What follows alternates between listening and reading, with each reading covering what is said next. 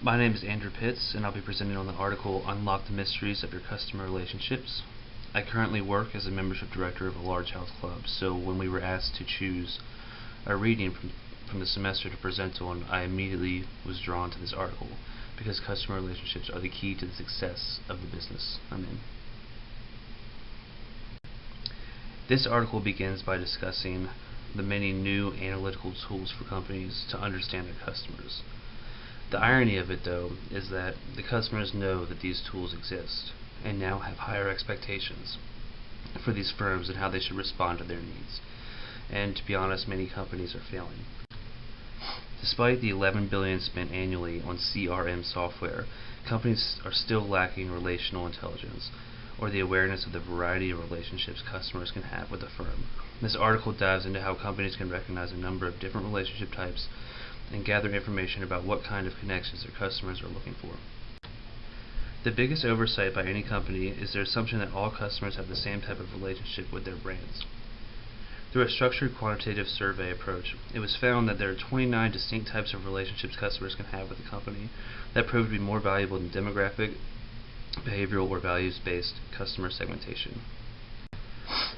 These relationships can be anywhere from positive to negative, distant to intimate, or intense to weak. Each type is unique and is governed by its own rules and regulations based on customer expectations. These rules can help a company figure out how to approach the customer who has entered a type of relationship with their brand. While I couldn't fit all 29 relationship examples in this presentation, even if I wanted to, I thought it would be good to give a few examples. The business partner's relationship suggests that the customer wants to work with the company as a valued and reliable partner to solve problems over the long term.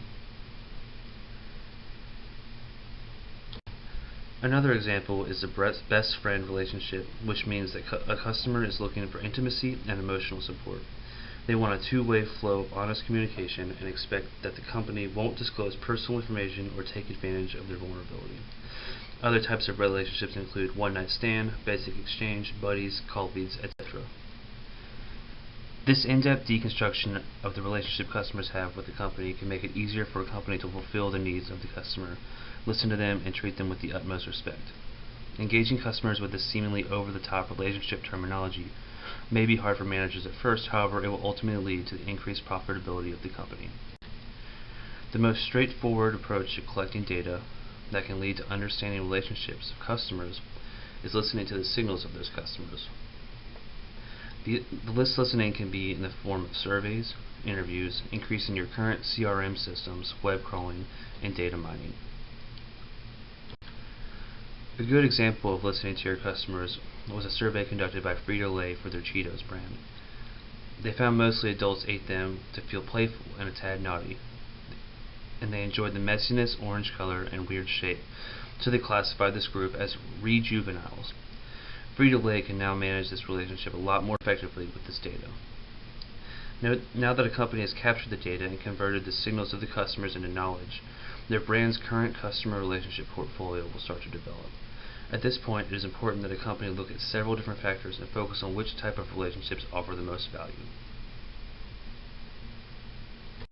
An example of this could be that if a company's strongest relationship type is one-night stand, then usually the customer is willing to pay a higher price for that one-time intended use. However, if a company's strongest relationship is colleagues, then they would benefit from offering their brand at a lower price for the consistent purchase from those customers. There are both positive and negative relationships customers have with the company and everything in between. If a company wants to increase their proportion of strong positive relationships in its portfolio, the rules of the customer can be bent, but not too fast. A company can carefully coax negative customers into best friend relationships through continued positive interactions. This new way to unlock the mysteries of customer relationships will only work if a company gets rid of the old way of doing things.